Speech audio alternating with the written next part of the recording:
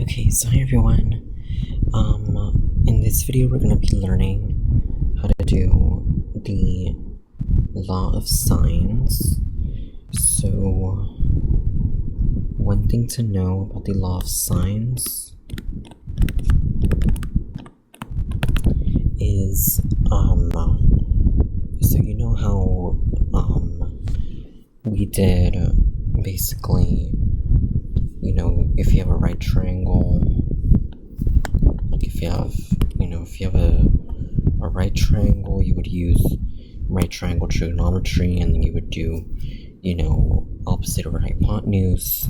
Well, for certain triangles, like, let's say we have one that's like, where this one is like 37, and this one's like 49, and, this one's some other angle, and then we have,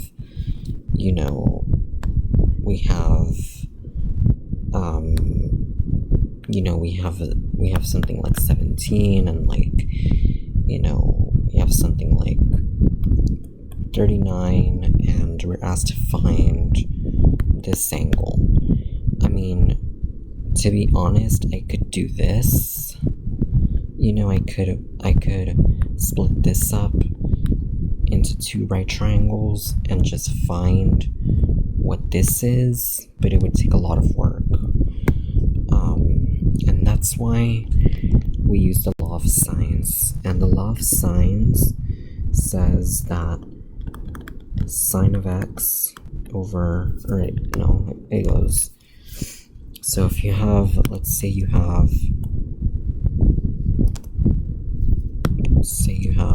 give me a second. You have a triangle, and you have sides, you have angles A, B, I'm gonna try to, and C, and you want to find your certain angles. So you would say,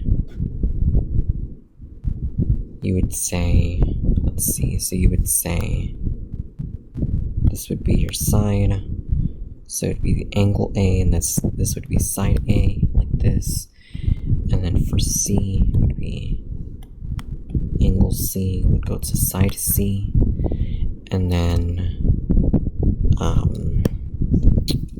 make this bigger, and then for B, you would have angle B, and then side B. So, basically, what the law of sines says is that sine of this angle, so sine of A, big A, over little a would equal sine of big B over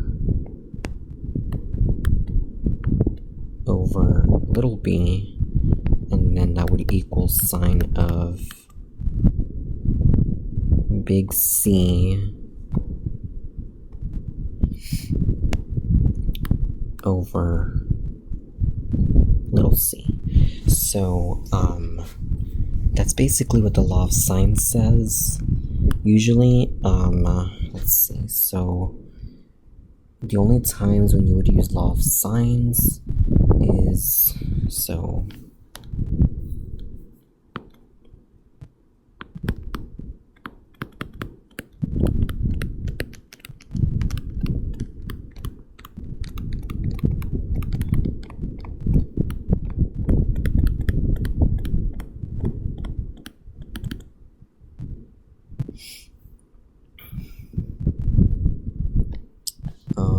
let's see, so you would say, so number one, it would be when you have two angles and one side, 2, you would have two sides. I think it would be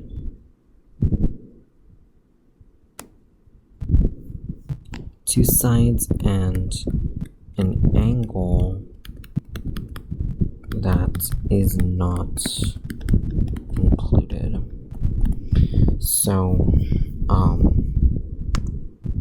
what I mean by that is, like, if you have, let's say you have, like, something like, I think what they mean by that is when you have something like, 37, and you have something like 49, and then you have, like, another angle that you have to solve for, and then you have something like 17 and like 16, and you're asked to find, you have to, for this one, you would have to use the law of sines to solve it. So that's what they mean by number 3, or by number 2. Excuse me.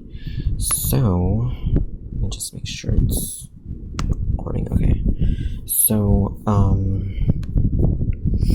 for one example, we can do one example. And I think I know how to do these pretty well, so I don't think I need to check them. And if I do make a mistake, please let me know, because I'm not perfect. But let's say that we had a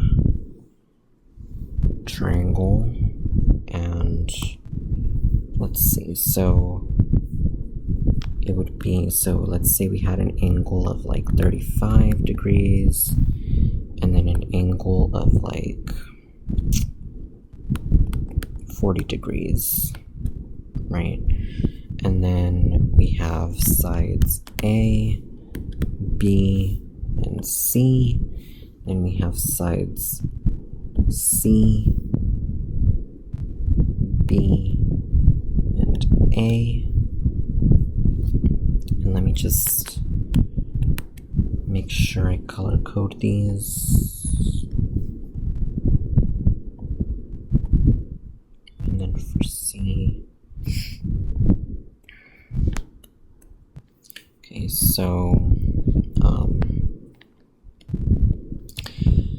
Okay, so the way you would start these, so it has to be, so two angles and one side. So let's say that this side is going to be about, let's say it's 14. So now we have to solve for sides B, C, and angle A. So what I like to do these problems is I like to make a little table. So let's do sides and angles. Sorry about that. Sides and angles, and then what I like to do is I like to say, well, side A, or side A, that's going to be 14. Side B is going to be, we don't know what side B is, so we're just put a question mark. And then side C,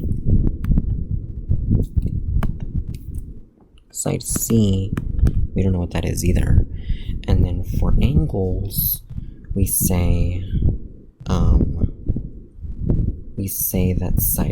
that angle A, so angle A we can solve for easily. So angle A, if you know that from geometry class that a triangle ends up to 180 degrees, so we can say 35 plus 40 plus A equals 180, and then you say 75 plus A equals 180, and what you do is you subtract by 75 on each side,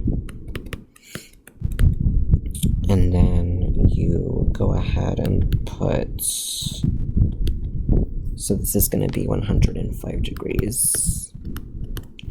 So angle A is 105 degrees. Angle B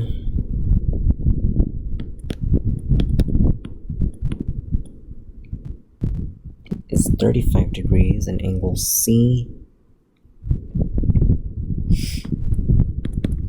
is 40 degrees. So we have to find sides B and C. And so we basically use the formula now. So what we do is we say, well, if you know, it can either be one of two things, or you can do it both ways. You don't have to do it both ways, but you can either say, like I said up here, or actually I didn't really say it up here, but it can be, I don't know why this, so it can be sine of A over A, so sine of big A, sine of your angle A over your side A equals sine of your angle B over your side B is equal to sine of your angle C over your side C. So, or you can say A over your sine of big A equals B over sine of big B is equal to C over sine of big C. It doesn't really matter, it's either or, you get the same answer. For this one, I'm gonna do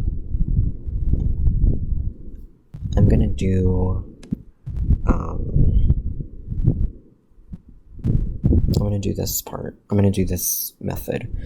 So, what I like to do first is, so now that we have our sides and angles, what I do now is I say, okay, sine of 105 degrees over 14, because it's over our side 14, and then I say sine equals sine of 35 degrees over our little b, which is the one that we're solving for, is equal to sine of 40 degrees over our little c. So,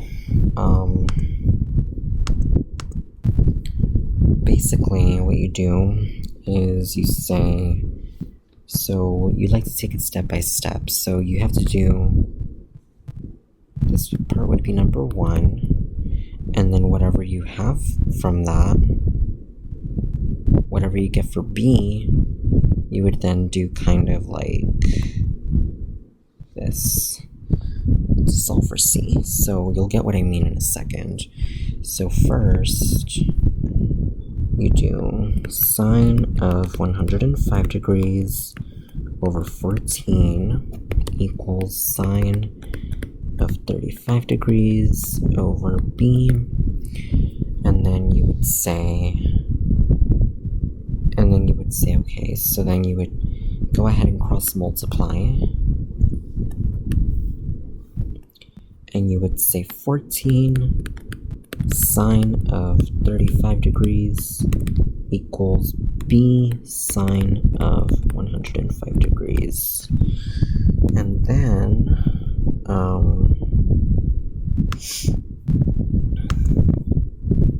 you would go ahead and divide by the sine of 105 degrees to get what B is. And give me a second to look. So then you would say, if you have your calculator, and it has to be in degree mode for this, you would say 14 sine of 35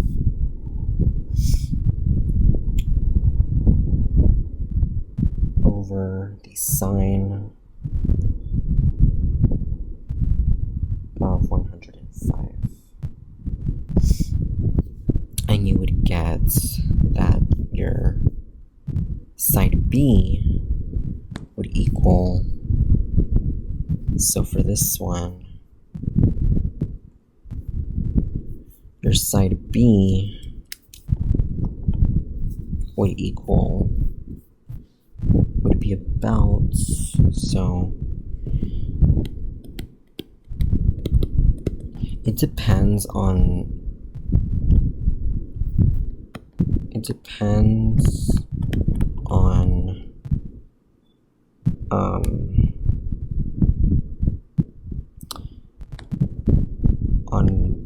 what decimal place. So it depends on what decimal place they want you to round it to. So if they want you to round it to one decimal place, then you would say 8.3. If they want you to do it by whole number, they would say you would say 8. If you wanted to do it to two decimal places, you would say 8.31, because apparently it would be 8.133, and that would be like 8.31. And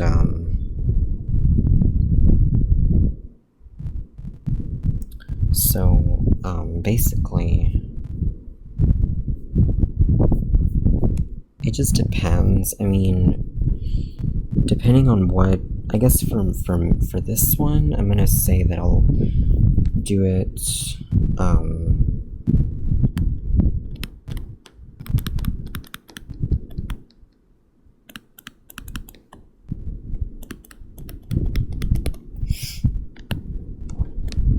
I like doing whole numbers better, even though in your trigonometry class they usually tell you to what decimal place to round it to. So make sure you know how to round your decimal places. And so yeah, you would have about, for angle B, for side B, excuse me, you would have 8. Would have about 8. And then for side C, once you have, now that we have our B now, so now we can say sine of 35 degrees over 8 equals sine of 40 degrees over C. So then you would say C sine of 35 degrees, because again, you're doing cross multiply. So you'd say C sine of 35 degrees equals 8 sine of 40 degrees. And then you would go ahead and say divided by sine of 35 degrees. Sine of 35 degrees. And then you would say, just make sure my microphone, yeah. So, then you would say, you would divide this, you would cancel that out, and then you would say, you would put this in your calculator, and, oops. So, 8 sine of 40 divided by the sine of 35, and it would be about, so you would say C is about 8.96, and that would be about 9 units. So for this one, you would have that C is equal to 9. And there you have it. You have solved the right triangle. So now you have C equals 9, and then you have B equals 8, and then you would have A equals 14, and all your other angles are solved. So, this helps in a bit, or I hope this helps a bit, and in the next video we're going to do the law of cosines. If you have any questions, or if you want me to go over one more, you can always comment down below and let me know, and I will see you guys in the next video. Bye guys.